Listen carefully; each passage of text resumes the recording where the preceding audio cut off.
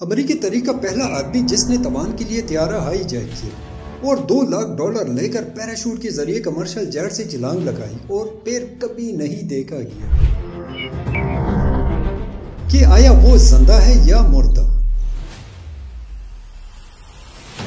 یہ تاریخ میں ایک ایسی گمشدگی ہے جس نے 45 سال سے زیادہ عرصے سے FBI کو پریشان کر رکھا ہے، جو کہ اب تک ڈھونڈنا تو دور یہ پتہ بھی نہ لگا سکے کہ آخر میں وہ تھا کون۔ یہ تھینکس گیونگ کا موقع تھا۔ ملک بھر کے لوگ پورٹ لینڈ ایئرپورٹ سے اپنے گھروں کی طرف جا رہے تھے۔ ان میں سے ایک ڈین کوپر نامی شخص نے سیئٹل کے لیے پرواز 305 کے لیے $20 ادا کیے اور سیدھا جہاز کی طرف روانہ ہوا۔ اس وقت اندرون ملک پرواز پر کوئی سیکیورٹی یا شناختی چیک نہیں ہوتا تھا، اس لیے 1971 میں ہتھیار یا بم کے ساتھ ہوائی جہاز میں سوار ہونا بہت آسان تھا اور آپ کسی بھی نام کے ساتھ سفر کر سکتے تھے۔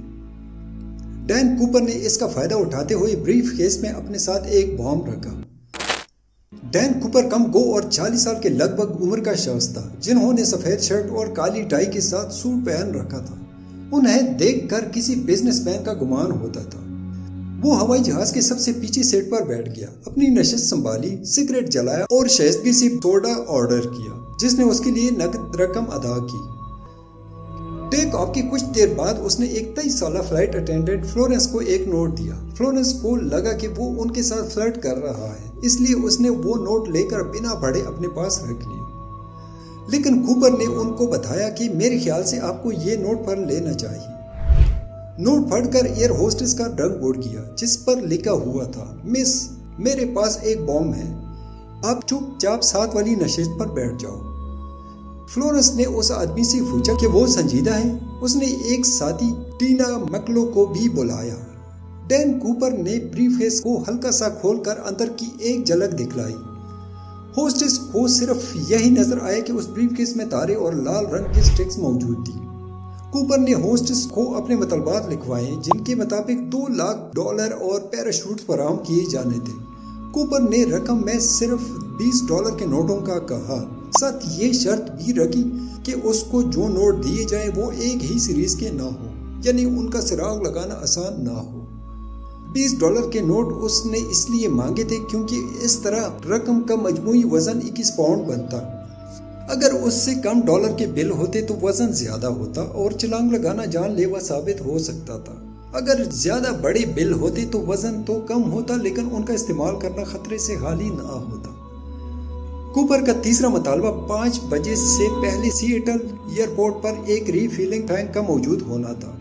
اس نے دھمکی دی کہ اگر اس کے مطالبات نہ مانے گئے تو وہ طیارے کو مسافروں اور عملے سمیت بم سے تباہ کر دے گا۔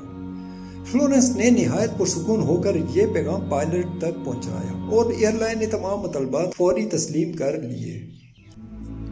فلائٹ کو آدھے گھنٹے میں لینڈ کرنا تھا، لیکن پائلٹ کو جہاز گول گول گھمانے کا کہا گیا تاکہ تب تک کوپر کے ڈیمانڈ پوری ہوں اور جہاز میں موجود مسافروں کو اس سب کا پتہ نہ چل سکے کہ آخر اصل میں ہوا کیا ہے۔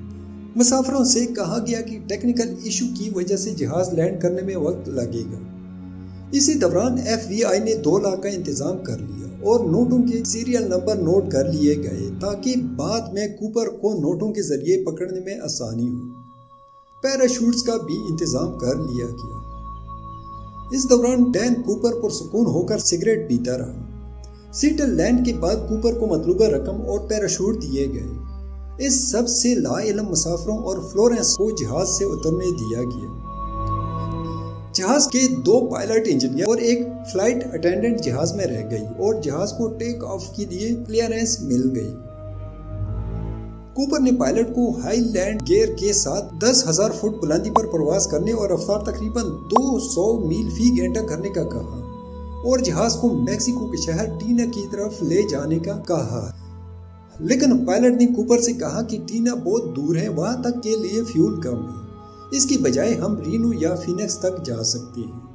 کوپر رینو کے لیے مان گیا۔ اس دوران فضائیہ کے 2 جیٹ طیارے جہاز کے اوپر رہے، لیکن وہ جیٹس اتنی کم رفتار برقرار نہیں رکھ سکتے تھے، اس لیے انہیں ہائی جیک ہونے والے طیارے کے گرد چکر لگانا پڑا۔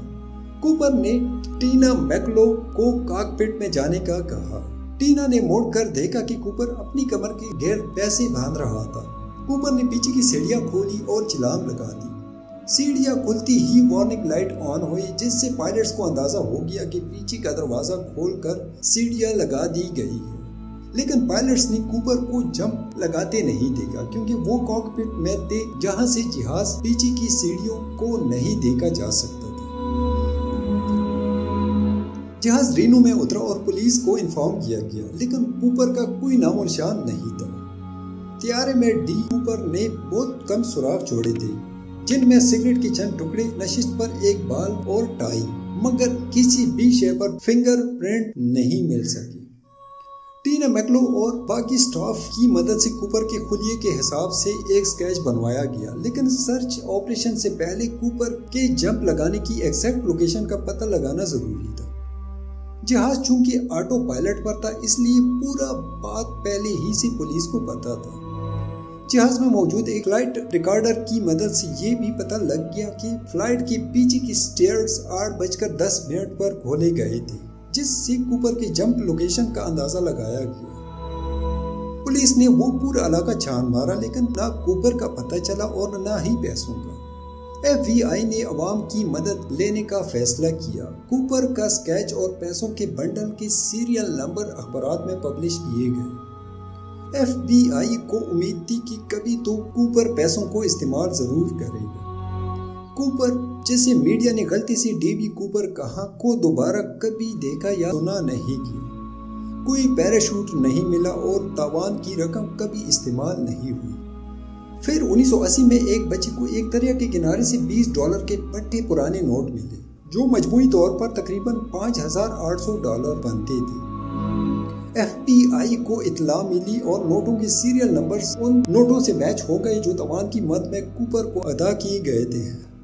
यूं इस नजरिए को मजीद तकवीत मिली कि शायद कूपर छलांग लगाने के बाद जिंदा नहीं बचा, क्योंकि वो रात के वक्त एक जंगली इलाके के बीच गिरा था।